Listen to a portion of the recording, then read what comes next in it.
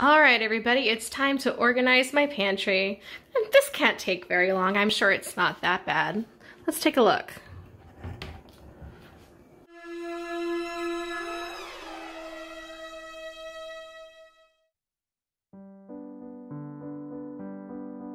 I'm gonna start by taking literally everything out of the space and getting it set aside.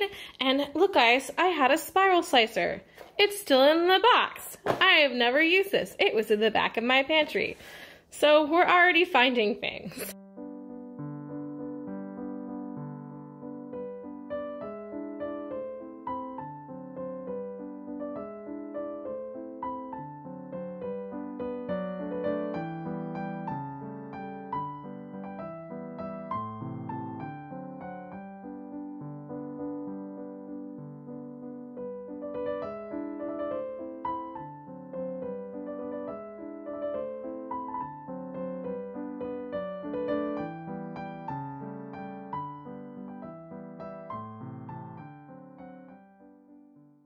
All right, so everything is now out of the pantry and onto my counter, and I have got a whole lot of stuff, like just dog and cat stuff. I've got Triscuits. These are the original because they don't have soy in them. I'm allergic to soybean oil.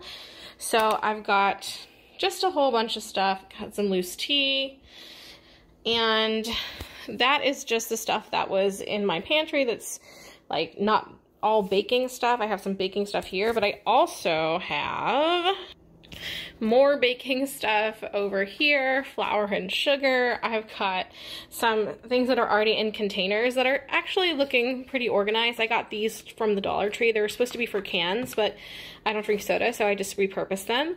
And then this was an empty pretzel container, and I'm using it to store dog treats. I like to buy them in bulk. And then I have another thing of cooking oil. So that's really everything that I have to organize. And as you can see, we cleared out 4 huge deep pantry shelves.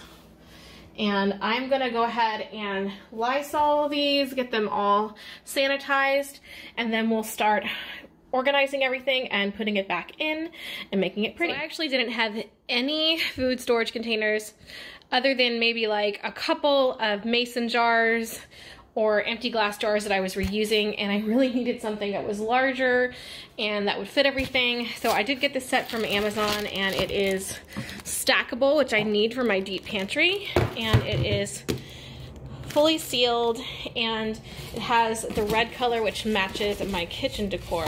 So I am going to get that out, and then we can put anything that is in like a big package into this. So that's the plan. So now that everything's out, I'm gonna start organizing, and I'm gonna start with these chips. I like to have corn chips because I know that they're gonna be soy-free.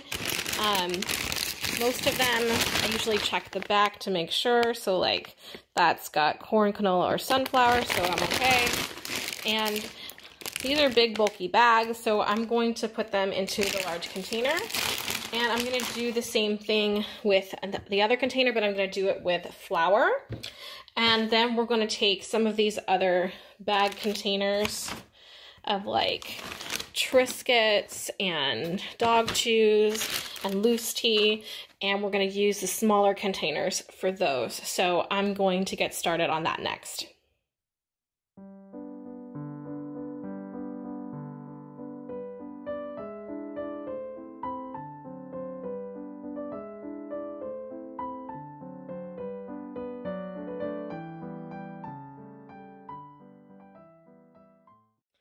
So over here I have the other larger jar, and I'm gonna be putting the flour, and I've got 2 bags of flour. I was keeping sugar in here, which I'm still doing because this is food safe and sealed and really good, but this container is just too small for flour, and I do have to bake myself a lot because I am allergic to most store-bought goods because they contain soybean oil. So I just have a lot of flour to store, so I'm gonna go ahead and store it in here, and then I'll put the loose tea into this container. So that's what I'm gonna do next. Okay, so I cleared out and organized all of the pet medicine, as well as their like special treats. These are like birthday, Christmas kind of treats.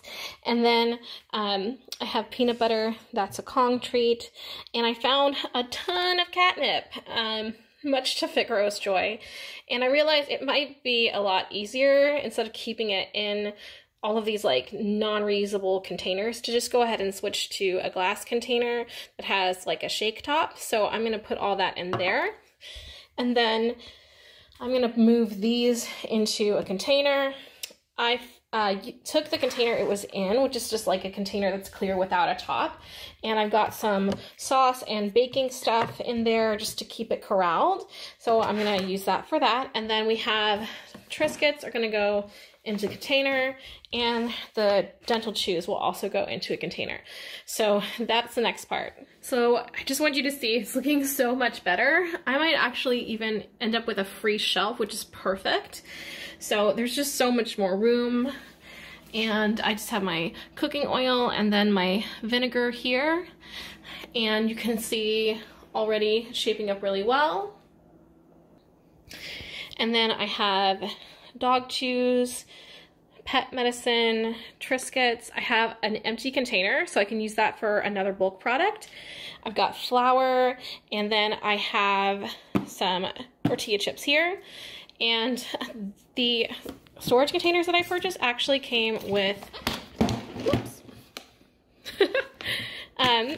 The storage containers I purchased actually came with chalkboard labels, and they got a little warped in delivery, but I think that they will stick just fine and stay on the packaging. They're vinyl, they're really nice and reusable. So I am going to go ahead and start labeling things and get everything set up and show you the finished product. Oh my gosh. Look at all the packaging and things that was in my pantry. I'm gonna be going through this. Obviously, a lot of this is recyclable, so I want to sort that and just make sure that anything that is recyclable is cleaned and ready to go to recycling, and any garbage is thrown away so that we aren't contributing unnecessarily to a landfill. So that'll be my project post pantry. Don't forget to recycle, guys. All right, it's time for the finished product. So I'm gonna open up my pantry.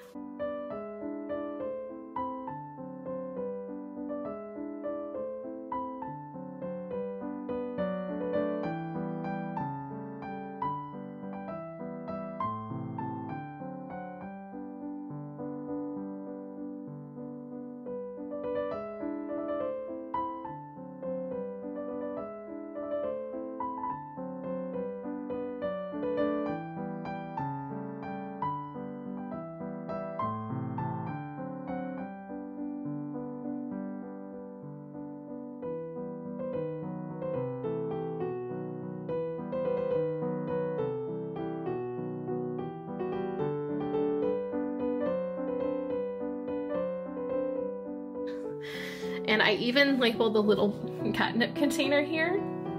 So that'll be a special treat for Figaro. And here we have tea and sugar and all of my cookbooks here. And I have a special glow up kind of project for these. And I will show you what I'm gonna do with that in just a second. I like to reuse, you know, sauce, glass containers, things like that for storage, but it's not very pretty. So I am just going through with paint that I have. I have chalk paint and wax seal, but you do not have to have chalk paint. I'm literally going to be using this kind of yellowy cream color on one of my lids here. So this was like, I think 69 to 99 cents at the craft store. They're super affordable. You could even just cover the lids with stickers or washi tape. The big thing is just don't get anything on the inside. They needs to be food safe. I do have also from Amazon, I got these for about $5, and I got a whole bunch of them in a set. And these are just ceramic knobs. And so these are like cabinet knobs.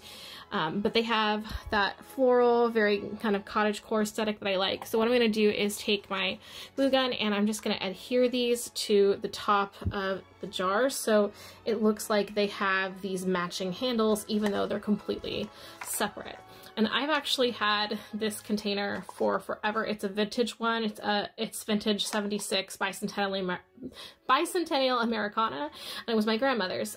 So I won't be painting that. I'll just add the knob, but I have 2 more to do. So I'm gonna go ahead and start with this one here, and this apple barrel. And this color is antique white, but it does have more of a yellow finish because, again, antique. So I just have my little cap here. And I am actually dry brushing this. So I'm not adding water. And obviously have a work surface that you can cover because you don't want to get paint on it and then have to worry about getting the paint off.